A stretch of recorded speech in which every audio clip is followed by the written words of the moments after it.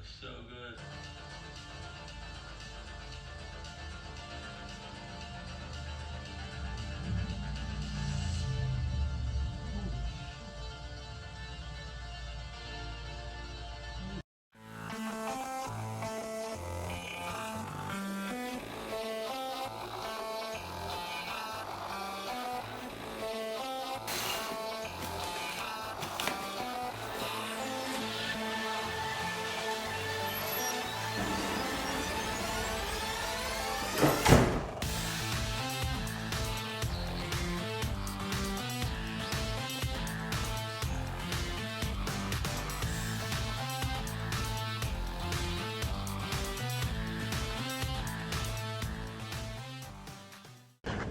Whew.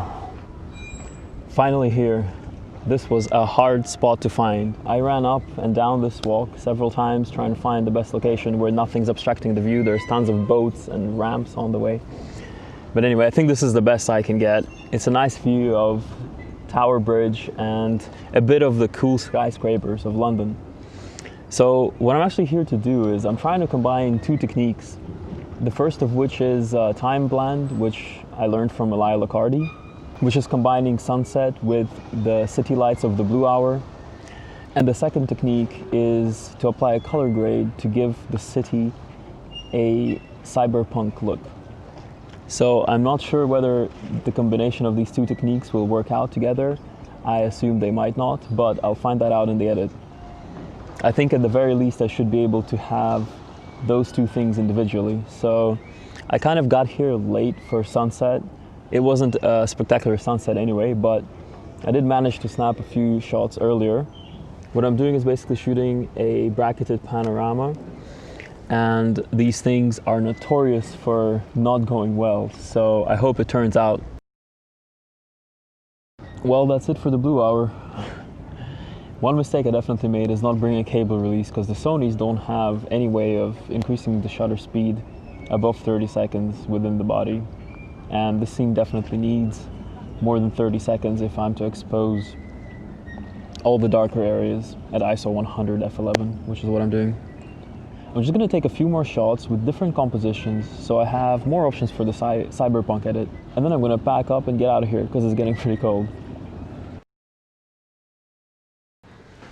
Alright, we're back home. Let's get into Lightroom.